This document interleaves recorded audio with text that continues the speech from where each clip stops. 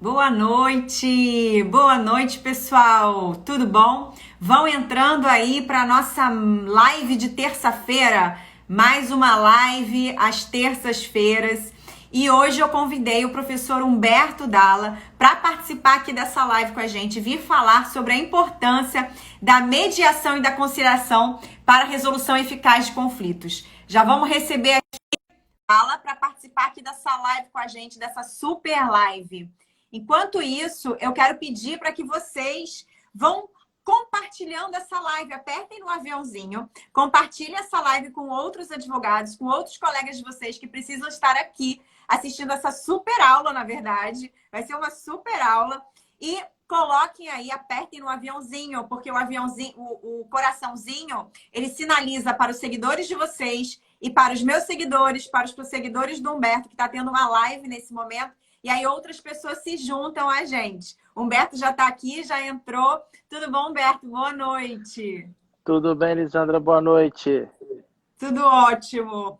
Mais uma vez quero agradecer por você ter aceitado esse convite de vir aqui contribuir e participar aqui dessa live, podendo trazer aí todo o seu conhecimento.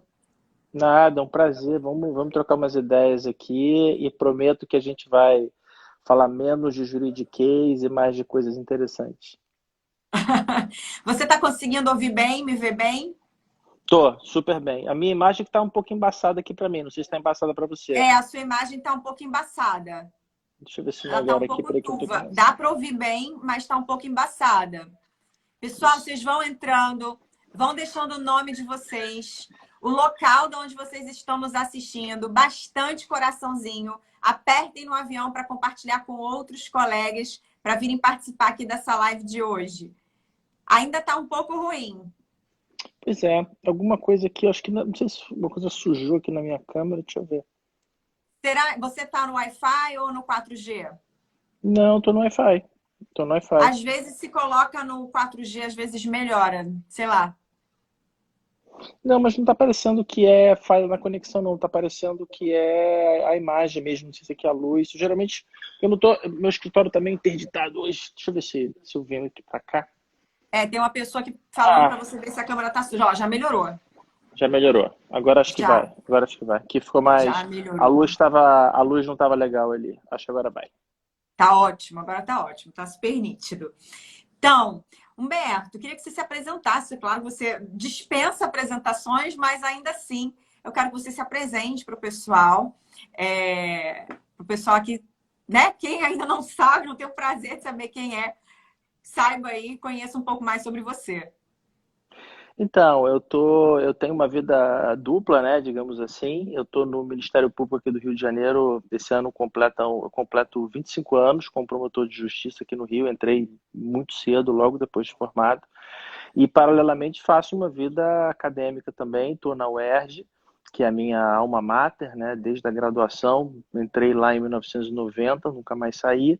E leciono também no Grupo Eduques, né, que é a mantenedora da Estácio e do IBMEC. E aí eu vou me equilibrando, digamos assim, nessas atividades.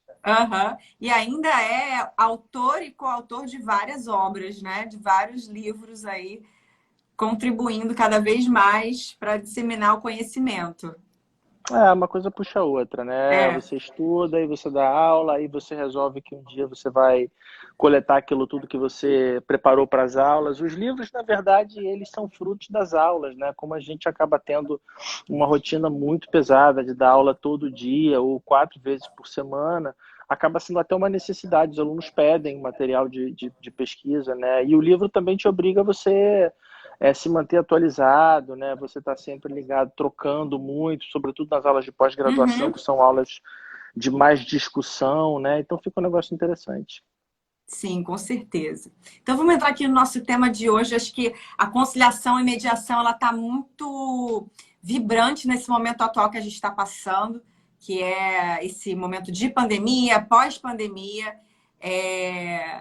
A gente já vem aí sentindo aí durante muitos anos o abarrotamento do Poder Judiciário, tanto que na reforma do CPC, o novo CPC em 2015, veio prevendo a mediação e a conciliação judicial, e aí veio também a Lei 13.140, prevendo a mediação e a conciliação extrajudicial, mas ainda havia, aí, durante esses anos todos, uma resistência do mercado jurídico, dos advogados. Eu mesma, em 2015, fiz, eu acho que foi o segundo curso da Emerge de mediação. E eu sempre fui muito a favor da mediação, da resolução mais consensual de conflitos, e fiz, acho que foi a segunda turma, nem sei se depois teve outras, do curso de mediação. E eu me lembro, até na época, no escritório onde eu trabalhava, os advogados completamente descrentes desse novo instituto. Falei assim, isso não vai pegar, esse negócio de mediação, aqui no Brasil não é igual aos Estados Unidos, não vai pegar nunca esse negócio. Então, ainda tem essa resistência, eu acho que é uma coisa cultural do Brasil, a cultura do litígio versus a cultura da conciliação. Mas eu acho que a gente chegou num momento em que há uma necessidade dessa mudança de cultura. Então, eu queria deixar aí a palavra para você falar aí o que você pensa sobre tudo isso. Estou de pleno acordo, é um momento de amadurecimento, né? Se a gente voltar um pouco no tempo, a Constituição de 88, ela foi muito importante quando ela reforçou o papel do Poder Judiciário, porque, de fato, a gente estava vindo de um momento bastante complicado do ponto de vista histórico, a gente tinha uma série de direitos que simplesmente não podiam ser usufruídos de uma parcela muito grande da população que não conseguia acessar o Poder Judiciário. Então, era importante, naquele momento, trabalhar a ideia da judicialização e, de fato, o Poder Judiciário foi fundamental para garantir uma série de direitos, né? Não sei se tiveram a oportunidade de assistir a entrevista que o ministro Barroso deu ontem à noite no Roda Viva, né? Que é um programa bastante dinâmico, porque você literalmente fica cercado de jornalistas de todas as matizes teóricas, ideológicas, e ele falava sobre isso, né? Muito se ataca ao judiciário, você obrigatoriamente tem que reconhecer a enorme relevância histórica do papel do judiciário no constitucionalismo contemporâneo brasileiro. Só que, como você colocou, a gente está no momento agora de ressignificar alguns conceitos, né? Sei que você é coach, sei que os coaches gostam dessa palavra de ressignificação. Eu adoro, eu trabalho em vários meus textos a questão da ressignificação do acesso à justiça, que é justamente isso, né? Ninguém está dizendo para você que você não pode mais ir ao Poder Judiciário. Ninguém está falando para você que o Judiciário vai fechar as portas, que o Judiciário... Não é nada disso. Esse é um trabalho na verdade, de valorização do Poder Judiciário. O que a gente está dizendo, basicamente, são duas coisas. O Judiciário não é a única alternativa que você tem para resolver o seu problema. E número 2, o judiciário também não deve ser a primeira, né? Você deve explorar as outras alternativas que você tem, e são várias e muito interessantes, e se finalmente nenhuma delas funcionar, ou se você optar por uma delas, em algum momento você sentir que um direito, uma garantia seu estão sendo atacados, você pode, a qualquer momento, recorrer ao Poder Judiciário. Uhum. Com certeza. E eu vejo que esse é um momento, como você falou, de ressignificação. E realmente, a gente adora essa palavra, ressignificar. É uma mudança de cultura, uma mudança de paradigma, porque eu vejo que a gente tem aí um caminho futuro que eu sinto que vai se tornar um pouco como é nos Estados Unidos, que o judiciário ele tem que ser o último a ser procurado e vai se tornar caro ir para o Poder Judiciário. E eu acho que Sim. tem que ser assim, porque você tem todos os outros meios de solução de conflitos que eles precisam ser incentivados e que é um favor para a sociedade. É um favor para o quê? Para o Poder Judiciário, que se continuar do jeito que está e em razão de todos os problemas que estão acontecendo hoje, se tudo for levado para o Poder Judiciário, vai ter uma implosão aí do Poder Judiciário, não vai aguentar. E os outros meios de resolução de conflitos são muito mais eficazes, tanto para os advogados quanto para as partes. Eles precisam ser explorados. Então, eu vejo que eu acho que está caminhando por isso, por esse caminho do Poder Judiciário ser a última opção e ele ser a opção mais cara, tanto para o advogado como para as partes. Sim, e acho que isso passa de novo por uma enorme mudança de mentalidade. Eu me lembro quando eu comecei a falar sobre mediação lá em 2002, 2003, logo que eu voltei eu tive a oportunidade de fazer aquele curso de negociação em Harvard, né, que é uma semana, é um negócio bastante intenso, e aí você trava contato com isso. Quando eu voltei, comecei a falar de negociação, comecei a falar de mediação aqui, e a resistência era enorme, mas era muito maior do que era hoje. Hoje, graças a Deus, a gente já está com uma mentalidade bastante revertida. Mas ainda assim, volta e meia, eu acho que a gente só vai ver esse sistema multiportas funcionando na sua plenitude, né, com uma conjugação de todas as forças, num ambiente colaborativo, cooperativo, tendo um poder judiciário focado na questão da gestão realmente de conflitos, né, então o fortalecimento das câmaras privadas de mediação, né. As câmaras de mediação não conseguiram ainda, apesar do tempo, adquirir a força das câmaras de arbitragem. As câmaras de arbitragem ainda têm uma força institucional, ainda tem uma presença, o poder econômico é muito maior ainda nas Uhum. câmaras de arbitragem do que nas câmaras de mediação. E a mediação é fundamental para uma série de questões do nosso cotidiano, como o direito de família, o direito da vizinhança, questões envolvendo idosos, questões envolvendo menores, né? Não adianta, porque a arbitragem não vai resolver esse problema, e nem você pode levar essas questões à arbitragem, porque a legislação não te permite.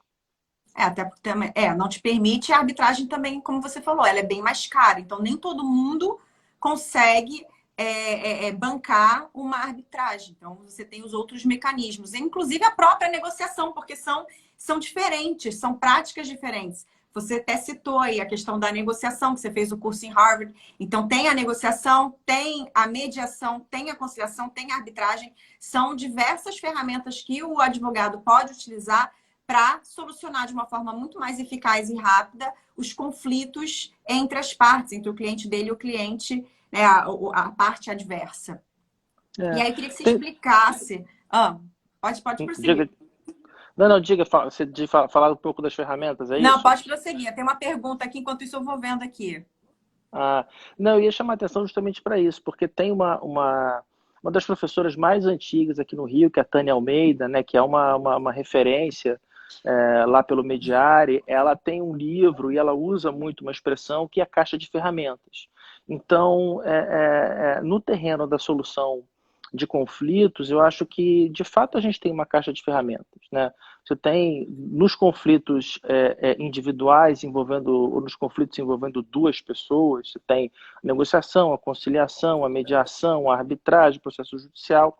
E hoje, nos conflitos chamados coletivos, aqueles conflitos que envolvem grupamentos sociais, a gente também tem uma série de alternativas muito interessantes, né? No final do ano passado, o chamado pacote anticrime, a Lei 13.964, trouxe o acordo de não persecução penal para as ações criminais e o acordo de não persecução civil para as ações de improbidade administrativa. Além disso, a gente já tinha os acordos de colaboração premiada no processo penal, os acordos de leniência no direito Uhum. administrativo, nos procedimentos do CAD, nos procedimentos da CVM.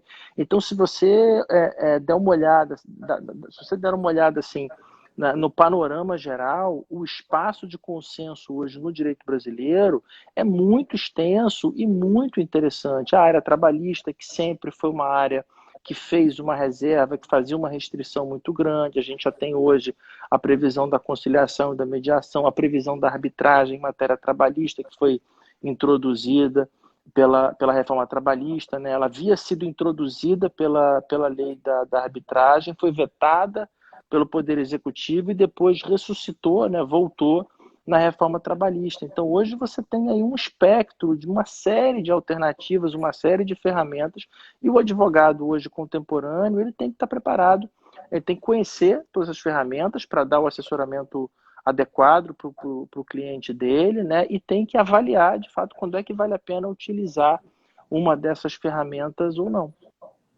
Eu ontem fiz uma live até lá no perfil da ESA falando sobre a nova advocacia, as tendências e as oportunidades. E aí a gente falando aí sobre esse novo cenário pós-pandemia. E que o advogado, a gente já vem batendo nessa tecla, mas acho que agora se tornou mais evidente para o advogado Sim. que ele precisa desenvolver outras habilidades para que ele consiga se manter no mercado, e não se manter, mas se destacar.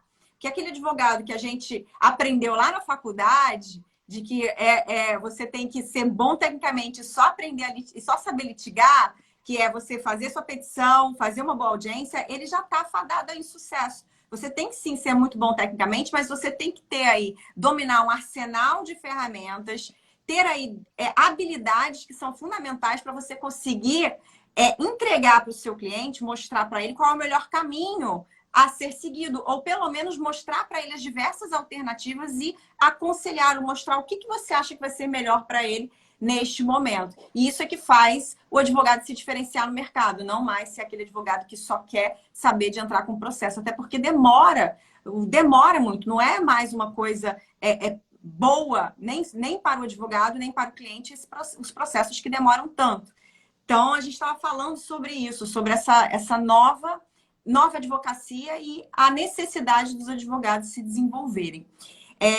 Dentro de todas essas áreas do direito, o que você acha que a mediação e a conciliação ela funcionam melhor? A gente está vendo aí várias áreas de conflitos que estão acontecendo agora. Você citou algumas. Direito do trabalho, vai ter muita coisa acontecendo, os reflexos dessa pandemia. Direito do consumidor. A gente tem até aqui um pessoal aqui da associação, né, da Proconsumidor, não sei se você conhece, da Associação Proconsumidor, eles estão nos assistindo aqui e eles também são muito a favor da conciliação na área do direito consumidor. Tem aí a questão que você falou mesmo do direito de família, tem a conciliação na área de direito público. O que você acha que onde a conciliação e a mediação funcionam melhor? Eu acho que a mediação, sem dúvida nenhuma, em relações de família, né, relações de vizinhança. Eu trabalho atualmente no juizado especial criminal, no quarto juizado aqui no Leblon, e a gente, apesar de ser um juízo criminal, mas a gente acaba pegando muitas causas que, na verdade, transbordam da área civil, né? Começam com confusões de condomínio, começam com uma reunião de condomínio mal sucedida e terminam na porta da delegacia com registro de ocorrência, ou começam com uma briga entre dois irmãos no inventário e terminam lá no juizado por conta de uma ameaça ou de uma injúria. Então, definitivamente a mediação, eu acho que para essas causas, né, até o novo CPC, lá no 165, parágrafo 3º, quando ele define a atividade do mediador, ele fala especificamente nesses conflitos que envolvam um vínculo, né? Então, na mediação, a gente não tem uma preocupação imediata, como é o caso da conciliação. Na conciliação, você quer resolver aquele problema da melhor forma e o mais rápido possível. Então, para isso, o legislador permite que o conciliador tenha uma postura proativa, que ele interaja diretamente com as partes, que ele faça a proposta, que ele faça um juízo de valor. Ele pode dar o chamado freio de arrumação nas partes, desde que, obviamente, não ultrapasse os patamares éticos. Ele pode dar o choque de realidade. É o jeito que chega lá pedindo 30 mil porque teve o nome negativado no Serasa. Você fala, não é assim. aqui, não é assim. Você pode pedir o que você quiser, mas o ticket médio aqui é 5, 6 mil, só para te dar aí o caminho do que você pode, o que você não pode fazer. Chegar aqui pedindo 30, você pode, mas a chance de acordo é muito improvável.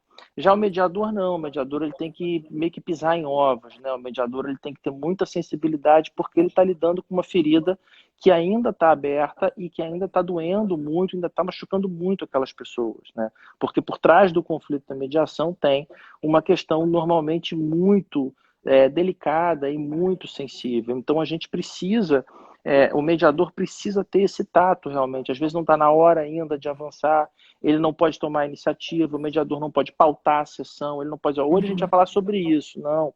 O mediador, ele nesse aspecto, né, ele se equipara um pouco à função do terapeuta, à função do psicólogo, né? Ele precisa esperar que as partes apresentem um material, aquele material que sai, né, aquele material que vai ser trabalhado na sessão, aquele material que vaza muitas vezes do subconsciente, e aí trabalhar, mas de forma sempre muito delicada. Então, a pegada, o approach, as técnicas são muito diferentes, inclusive com o risco, eu sempre gosto de chamar atenção para isso, inclusive com o risco do uso equivocado de uma técnica numa situação. Você coloca um conciliador que não tem formação em mediação, ele cai de paraquedas numa sessão envolvendo alienação parental, envolvendo mulher que já foi vítima de violência doméstica, envolvendo abuso contra um menor. Isso vai ser um desastre completo, porque ele não tem as ferramentas necessárias para lidar com aquele tipo de conflito.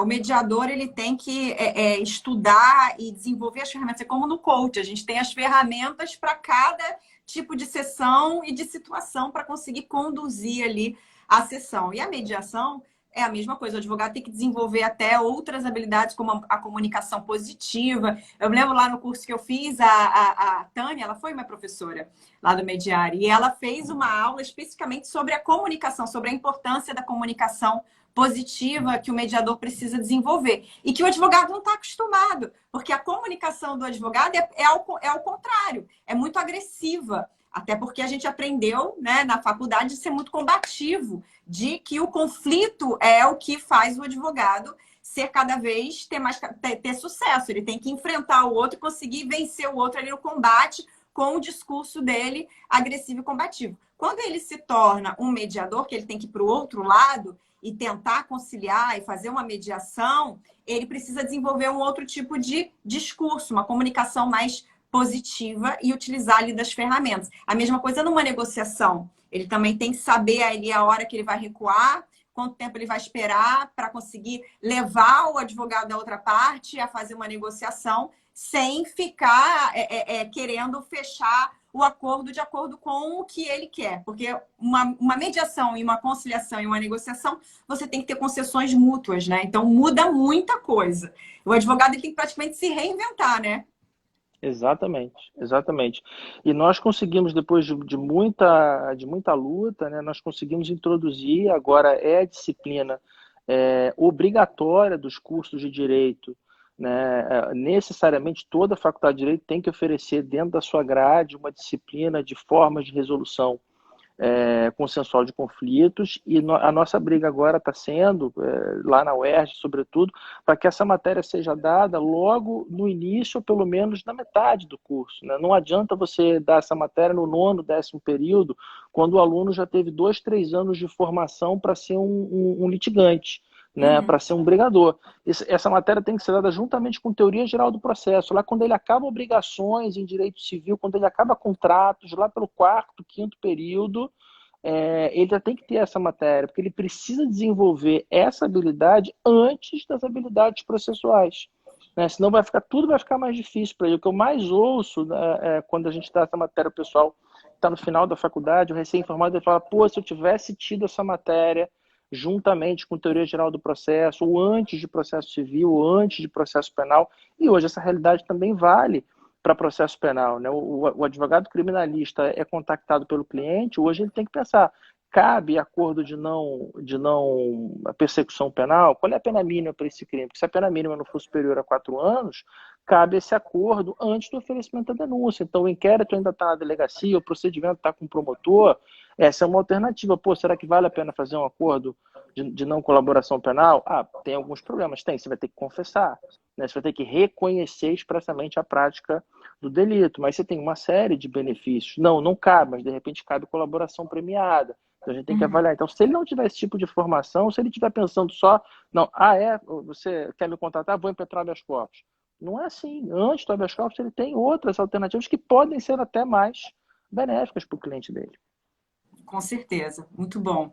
E aí a gente tem aqui a questão da conciliação, da mediação judicial e extrajudicial. O advogado, ele pode muito bem não ir ao judiciário e buscar fazer a mediação e a conciliação extrajudicialmente, né? Qual a diferença entre uma e outra para quem está nos assistindo aqui?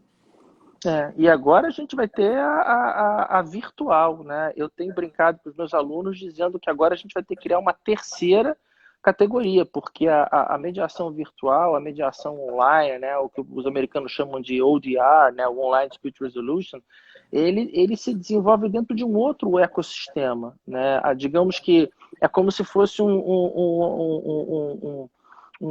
horizonte de um buraco negro. As regras da física não se aplicam ali. Tudo tem que ser repensado para o ambiente virtual. E aí não faz muita, na minha opinião, não vai mais fazer muita diferença se você está no âmbito judicial ou no âmbito extrajudicial.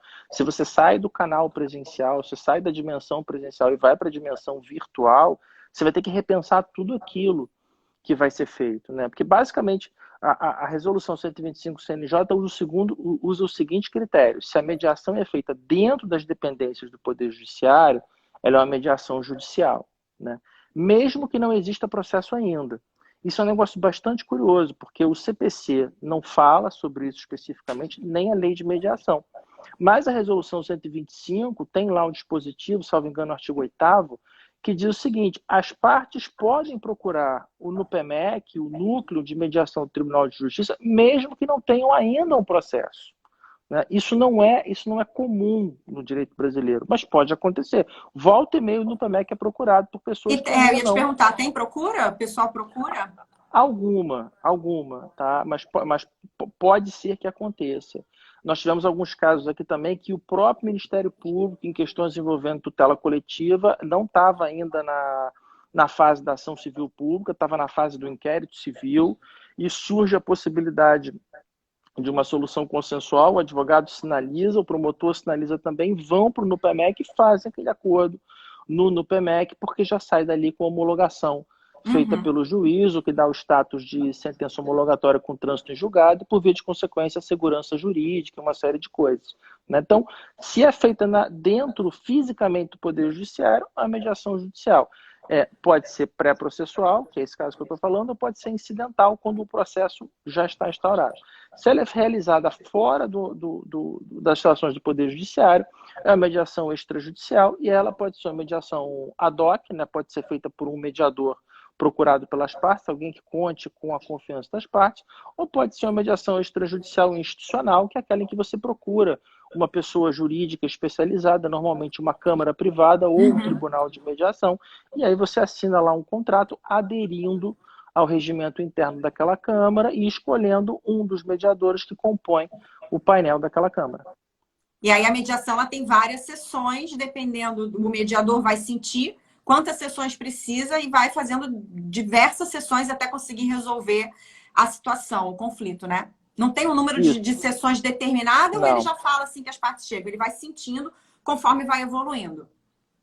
Normalmente, quando você está no âmbito extrajudicial, você tem condições mais favoráveis. Né? A gente costuma dizer que a mediação ela nasceu e ela foi criada para se desenvolver no âmbito extrajudicial. A mediação, por natureza, ela é extrajudicial. O que acontece hoje no Brasil é que a gente tem uma certa relação de dependência com o Poder Judiciário. Isso. Então, a gente acaba levando para o Judiciário coisas que poderiam ser resolvidas, que não deveriam ser. Né? Tem até algumas posições extremadas, o falecido professor Alberto Vará tinha essa posição, o professor Elídio Resta, na Itália, eles sustentam que não pode haver mediação judicial. Mediação judicial seria, na visão deles, uma contradição, seria um paradoxo, porque se é mediação, não pode ser judicial, e se está no Poder Judiciário, não pode ser mediação. Tem algumas posições assim. É porque você continua utilizando o Poder Judiciário, né? Então, esse entendimento realmente ele tem sentido.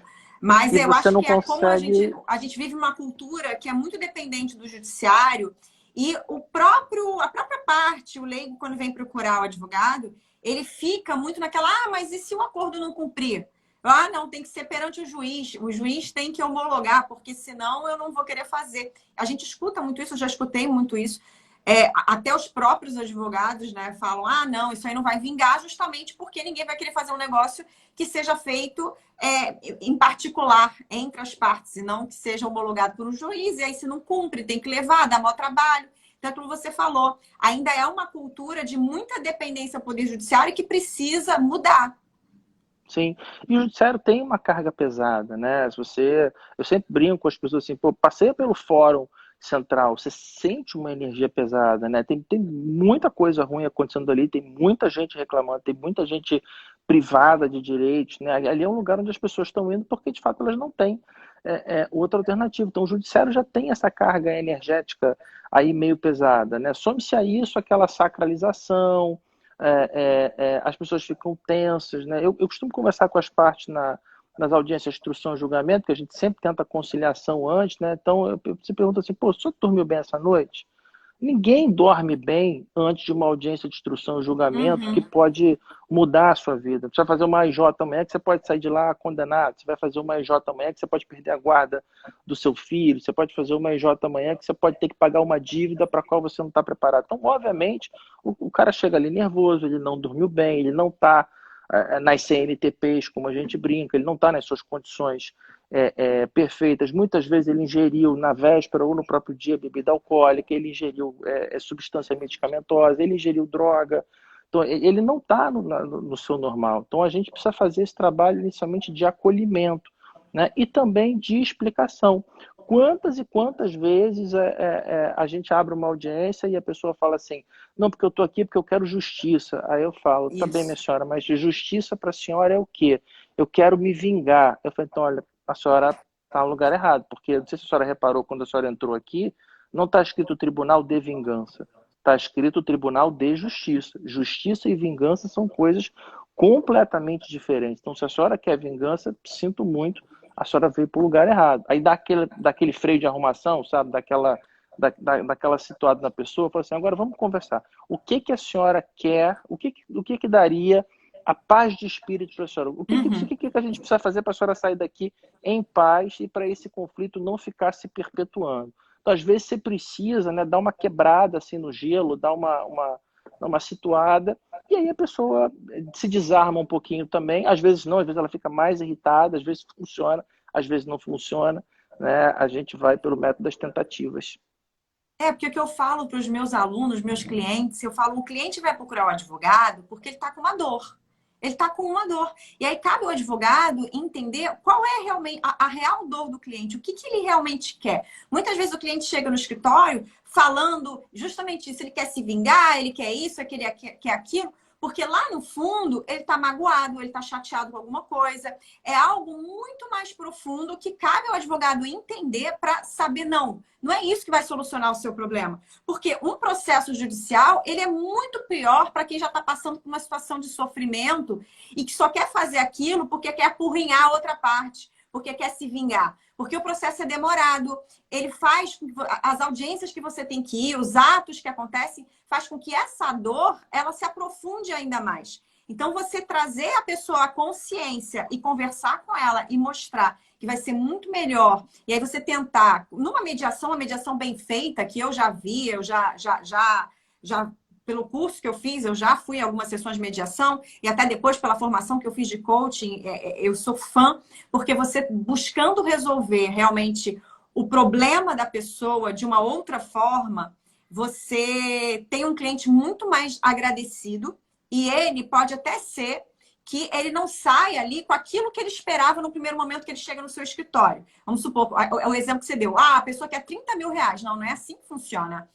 Não, porque eu me senti injustiçado, eu quero 30 mil reais de danos morais. Não é assim que funciona. Então, você trazer a pessoa à realidade, tentar entender o que ela realmente quer, e aí, por meio de uma mediação, de uma conciliação ali, você fazer com que a dor dela seja apaziguada, ainda que ela não receba tudo o que ela esperava, ela vai sair muito melhor no final das contas do que você ficar ainda botando lenha na fogueira. Não, então vamos lá, porque tem muitos advogados que querem receber os honorários dos 30 mil reais. Então vamos lá, vamos entrar com a ação e vamos fazer isso, vamos ver aquilo, e é muito pior no final das contas.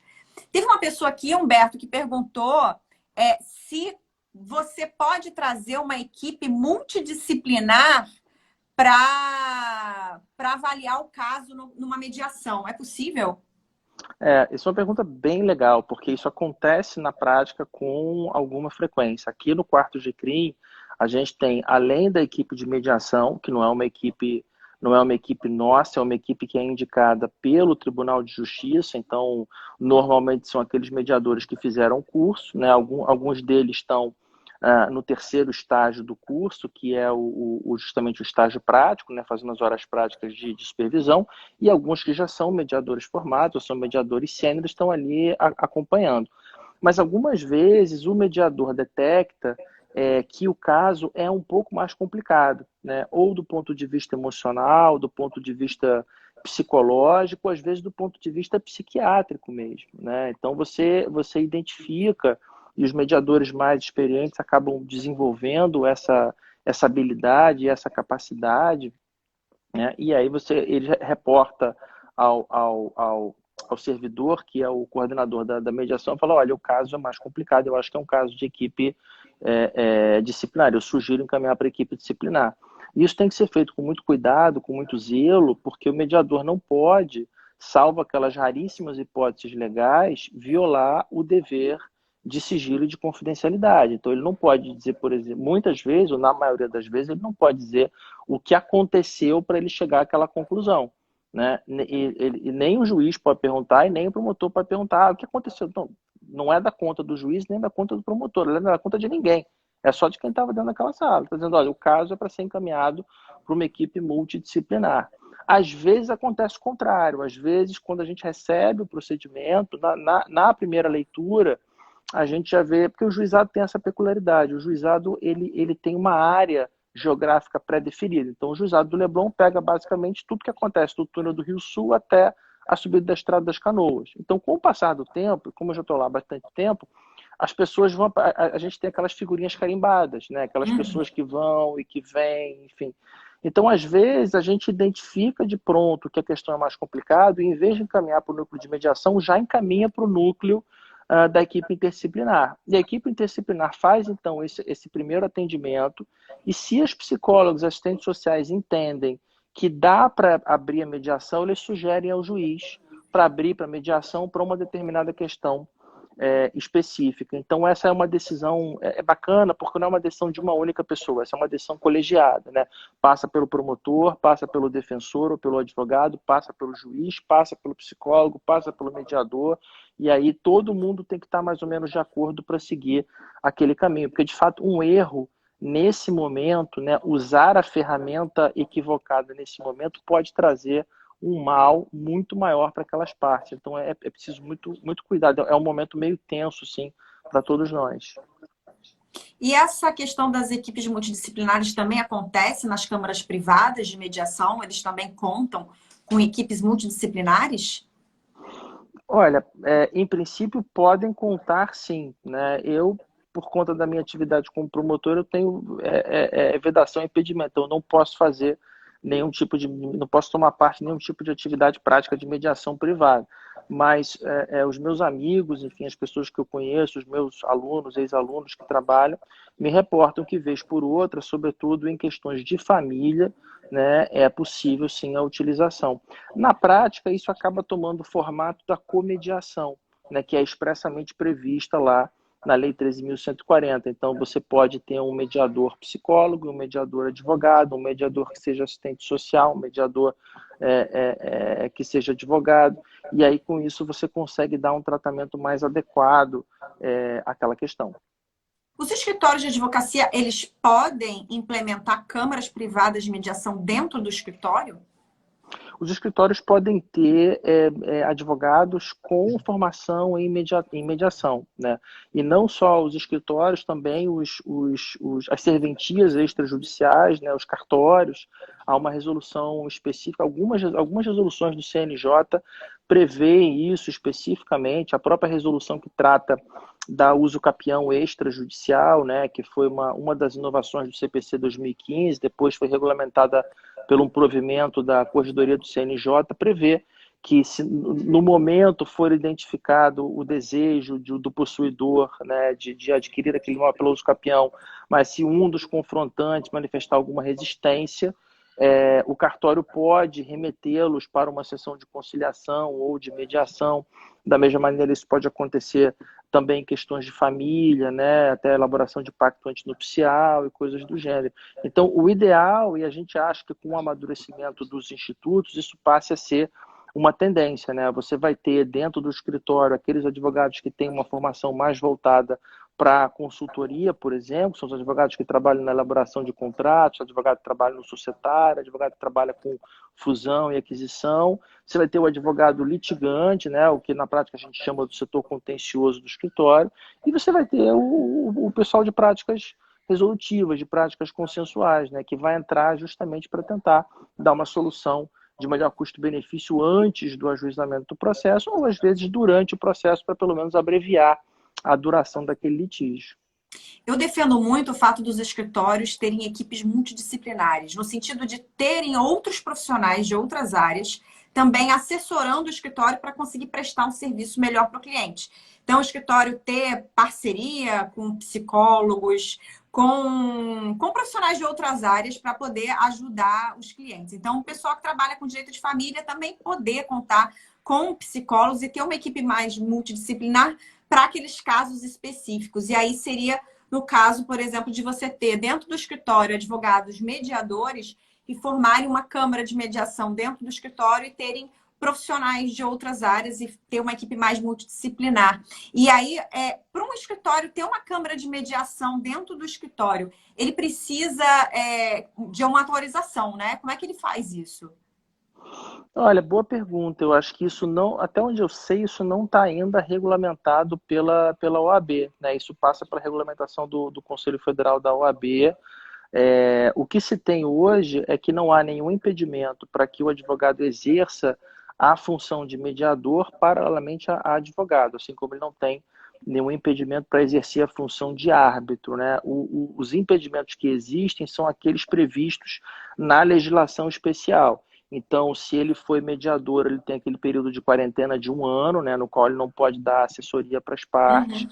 E no caso do árbitro, existe lá o dever de revelação, que não está subordinado a prazo específico. Então, o árbitro, ainda que ele tenha prestado uma consultoria jurídica ou que ele tenha subscrito um parecer há 20 anos atrás, ele precisa revelar isso para as partes, né? Ele tem a obrigação de revelar e os advogados das partes vão avaliar se aquele fato tem o potencial de comprometer a sua independência, né? A sua imparcialidade para decidir aquele conflito. E a questão é mais delicada na arbitragem, obviamente, porque o árbitro vai proferir uma sentença, né? Enquanto o mediador ele vai tão somente auxiliar as partes ali na busca de uma solução. Mas eu acho que essa questão que você colocou da equipe, muitas vezes eu vejo isso na minha prática no MP, às vezes seria interessante que você tivesse mesmo uma equipe de coaching, porque você só precisa que o sujeito ponha um pouco as suas emoções no lugar, né, e enxergue um pouco além do próprio umbigo, né?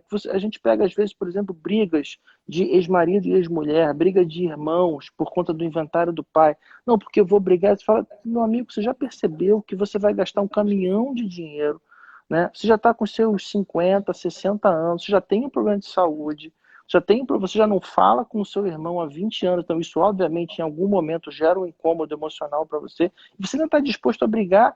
Daqui a 5 anos não vai ter mais dinheiro para dividir. Mas é uma conclusão tão óbvia e, ao mesmo tempo, uma conclusão que quem está de fora consegue chegar com muita facilidade, mas quem está ali dentro, Não consegue enxergar, absorvido, não consegue porque o enxergar. ego fala mais alto. Então, esse é um caso, por exemplo, que eu acho que o cara não precisa de um psicólogo. Ele não precisa de um Não, com psiquiatra. Eu certeza. acho que Ferramentas de coaching funcionam muito bem. Eu até tranquilamente. Só que falo, o advogado precisa ser coach. Todo advogado deveria entender, fazer alguma formação em coach, porque as ferramentas são excelentes. Você consegue ajudar o seu cliente a enxergar a realidade só fazendo o poder das perguntas e utilizando as ferramentas sem ele mesmo sentir que você está aplicando uma ferramenta nele. E aí você consegue resolver com muito mais assertividade e eficácia os casos que chegam até você. E isso para a sua vida, você leva isso para a sua vida, em termos de comunicação efetiva, resolução de sim. conflitos com as pessoas, gestão de relações pessoais. Então, as ferramentas de coaching podem ser utilizadas na mediação. Eu acho que tudo serve para crescer, sabe? Para melhorar ainda mais o serviço. Eu também acho, mas eu acho que em alguns momentos, né, o sujeito está com um comprometimento emocional tão intenso que tem que ser uma outra pessoa, né? Eu vejo isso do lado de cá, né, nas audiências. Às vezes chega lá o sujeito, tem uma proposta de transação penal, ele fala, não vou aceitar porque eu não estou de acordo. Eu falo, mas meu amigo, olha só, tem 3 testemunhas que viram o senhor fazendo isso. O laudo pericial comprovou que o senhor fez isso. As câmeras comprovaram. O senhor precisa pensar objetivamente, precisa ter sua inteligência emocional, entendeu?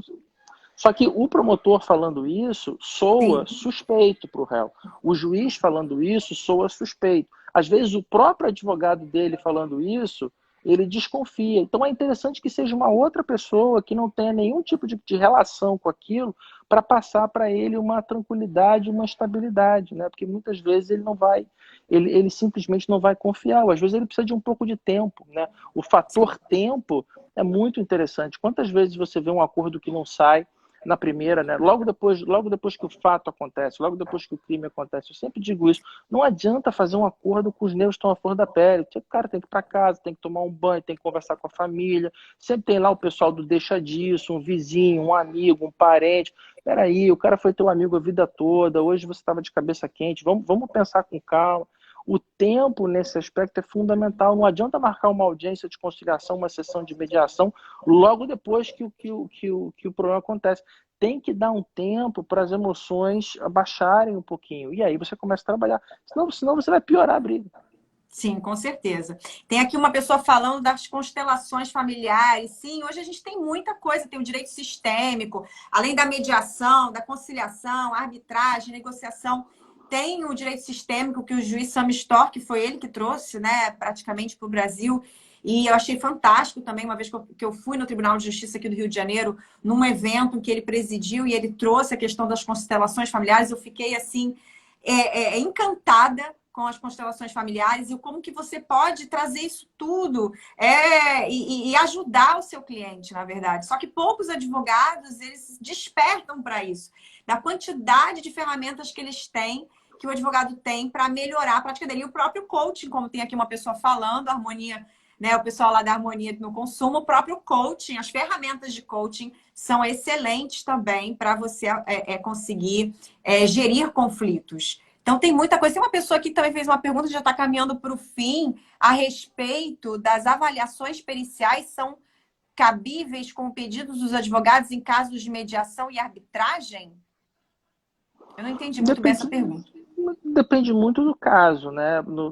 Na arbitragem, por exemplo, além do perito, você tem um outro profissional, que é o expert witness, né? Que é aquela pessoa que vai prestar um depoimento, por exemplo, sobre a aplicabilidade ou não da lei em arbitragens internacionais. Aí você começa a ter uma série de figuras que variam de acordo com a complexidade do tema. Num procedimento de mediação, é possível também que uma das partes peça um exame pericial, mas normalmente nesse caso, eu tive um caso lá no juizado em que uma das partes pede para interromper a mediação é interrompida, até aí ninguém sabe o que aconteceu pela confidencialidade, e uma delas peticiona ao juiz trazendo elementos, documentos, vídeos, enfim, que indicam que a outra parte pode não estar no perfeito gozo das suas faculdades mentais e pede que seja feito um incidente de insanidade mental.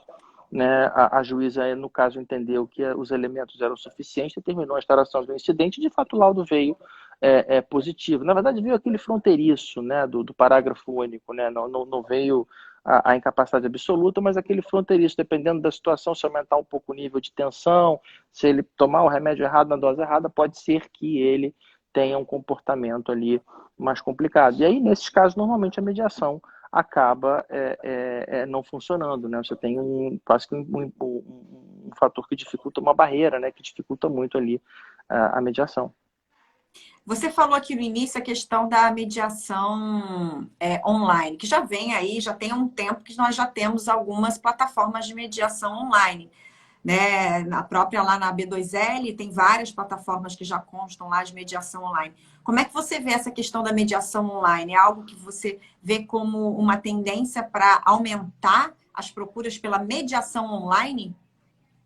Eu acho que sim, eu acho que isso é reversível, né? A gente tem, mas eu acho que a gente precisa, por isso que eu falei, eu acho que a mediação virtual, os ODRs, eles vão ser uma outra realidade. Eles vão colocar em xeque, vão até, eu acho, tornar um pouco inútil essa classificação entre mediação judicial e mediação extrajudicial, porque quando você sai do presencial, né, todas as variáveis mudam. E é curioso que eu estava conversando com os colegas na semana passada, que tem uma posição muito restritiva, sustentando que a mediação online ela não tem como funcionar, porque você precisa justamente da presença física, você precisa sentir, né, a energia da outra pessoa, você precisa estar no meio ambiente, você precisa olhar no olho, você precisa reparar nas expressões. Mas eu ponderei, mas escuta, imagine que está começando agora o calendário do retorno das atividades, imagine que o CNJ finalmente libere e a gente faça uma mediação presencial. Você já parou para pensar que vai todo mundo estar dentro da mesma sala usando máscara? Né? Usam máscaras cirúrgicas que você consegue um pouco ver, né? Você consegue ver um pouco da expressão, mas algumas pessoas usam aquelas máscaras de cores mais fortes, de tecido mais espesso, né? E aí eu perguntei, o que você acha melhor? Ficar dentro de uma sala de 3 metros quadrados, todo mundo mascarado, ou ficar online no seu monitor de alta definição, com uma câmera HD, com uma boa qualidade de conexão Wi-Fi. O que você acha que vai funcionar melhor, né? Assim como nós dois, nesse momento, estamos praticamente em Zoom aqui. Se nós estivéssemos numa sala, teríamos que estar a 2 ou 3 metros um do outro, né? E teríamos que estar de máscara. Primeiro que a maioria das salas de mediação sequer comportam, sequer tem a metragem para comportar isso. Imagina que eu tenha 2 partes, cada um com seu advogado e mais um mediador. Já são 5 pessoas. Se cada uma tem que ficar pelo menos 1,5 metro de cada uma delas, você já tem um problema. Você vai precisar quase que de um auditório para botar as pessoas. Você vai ter que elevar o tom de voz para outra pessoa te ouvir dentro daquela mediação. Então, são algumas confusões. A questão das plataformas é que a maioria dessas plataformas, elas não são, na verdade, de mediação. Elas são plataformas de conciliação, são plataformas de negociação e funcionam muito bem, né? Recentemente, agora em abril, a gente teve uma lei, que foi a 13994, que alterou a lei dos juizados especiais para permitir a realização de audiências virtuais. Só que o legislador, a meu ver, deu uma escorregada feia, porque ele exige que essa audiência seja em tempo real, ou seja utilizado um mecanismo síncrono. As partes têm que estar conectadas por um sistema de áudio e vídeo simultaneamente, ou seja, em tempo real. Isso é absolutamente desnecessário.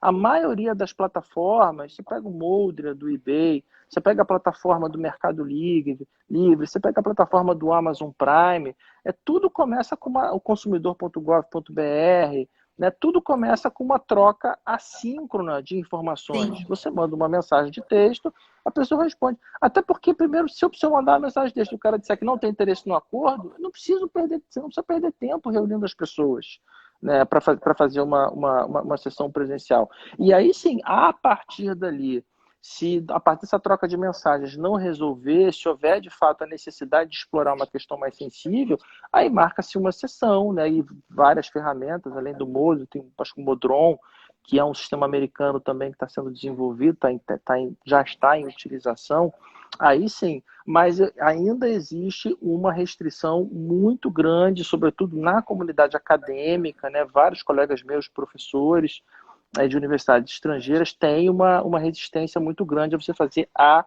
mediação online. Por outro lado, veio a pandemia do Covid-19, que ninguém imaginava, criou um novo normal, e isso agora está tendo que ser ressignificado. Para você ter uma ideia, a gente reuniu 30 e poucos professores em abril de várias universidades, né, um evento que foi organizado pela Universidade de Cagliari, na Itália, e no final fizemos uma votação, a maioria dos professores votou, inclusive que o uso das mediações o uso das plataformas deve ser obrigatório para os conflitos surgidos em razão da Covid-19, sobretudo em matéria de consumidor e em matéria de locatícia, porque salvo o contrário, o Poder Judiciário vai sofrer uma enxurrada de demandas e não tem condições estruturais para dar conta disso. Então, até o problema da mediação obrigatória, que estava adormecido, estava esquecido no passado, ele agora foi ressuscitado por conta dessa confusão. Eu acho que é um momento em que, para essa cultura da mediação, da conciliação, não existe momento melhor para realmente isso vingar e a sociedade tomar consciência de que é importante e os próprios advogados tomarem consciência de que é importante começarem a praticar essa cultura e ela virar uma coisa mais normal do que era antes. Então, justamente por isso, porque o judiciário não vai aguentar, não vai conseguir sobreviver se for tudo ser para o judiciário, essa enxurrada. E o tempo que vai demorar para se resolver. Eu só acho que não pode ser um negócio imposto goela abaixo, né? Tem que ser uma coisa conversada e combinada. Eu fiz outro dia uma live com o pessoal da Comissão de Prerrogativas da OAB e a OAB está bastante fechada, bastante focada nesse ponto e eu acho que eles têm bastante razão, né? Então, essa audiência pela via virtual, ela não pode, na minha opinião, ela não pode ser imposta pelo juiz. Sim. Ela tem que ser aceita pelas partes e pelo advogado. Até porque tudo que você impõe, ele já começa torto, né? Já não funciona. E a gente tem um problema mais grave, que são as audiências de instrução e julgamento, que é onde você vai colher prova, ouvir testemunhas, inquirir perito.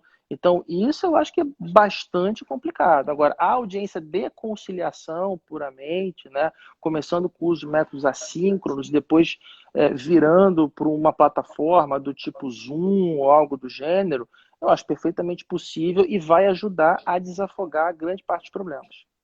Com certeza. A gente já está aqui encaminhando para o fim, já está terminando. Uma pena. Muito Não, bom são aqui a participação. Muito obrigada. Eu queria deixar aqui para você deixar aí o seu último recado, as últimas palavras aí para o pessoal que está assistindo, o pessoal aqui elogiando, adorando aqui a crise em todos os setores, a audiência virtual no Brasil não funcionou. Eu acho que é uma realidade que ela veio para ficar. É uma nova. A gente tem que se acostumar, mas é como o Humberto estava falando também, não pode ser imposta. Ela tem que ir de caso a caso. Mas é algo que os advogados, o próprio Poder Judiciário, vai hoje precisar fazer e aprender a fazer audiências virtuais. Só que tem que ter aí um certo bom senso, né? E aí eu queria deixar você com as últimas palavras aqui pro pessoal, para a gente encerrar essa live. Não, eu queria te agradecer muito pelo convite, agradecer o pessoal aí pela presença, pela participação. Eu acho que a ideia é a gente disseminar essa cultura da pacificação, disseminar a ideia de que a gente precisa pensar em soluções alternativas e que no atual momento as plataformas online e a ODR não é uma alternativa. Enquanto a gente tiver nesse momento de confinamento, mobilidade reduzida, se vier essa temida segunda onda do Covid, sobretudo, a gente não vai ter condição. O Poder Judiciário não pode suspender as audiências presenciais pelo resto da vida. Né? A gente tem os processos de alimentos, tem matéria de família, tem réu preso, tem audiências em execução penal para você aprovar ou não regressão de regime, concessão de benefícios. Então, são questões muito importantes e que precisam ser resolvidas com alguma urgência. Então, de fato, a gente vai ter que passar para o modo virtual em algum sentido. Com certeza. Obrigada, Humberto. Muito obrigada Obrigado a mesmo. você. Obrigada, Foi um gente, pela prazer. presença nessa live. Compartilhem essa live com outros colegas. É só apertar no aviãozinho e ela ficará salva aqui do IGTV. Obrigada, Humberto. Boa noite. Valeu. Boa noite. Obrigado, gente. Tchau, tchau.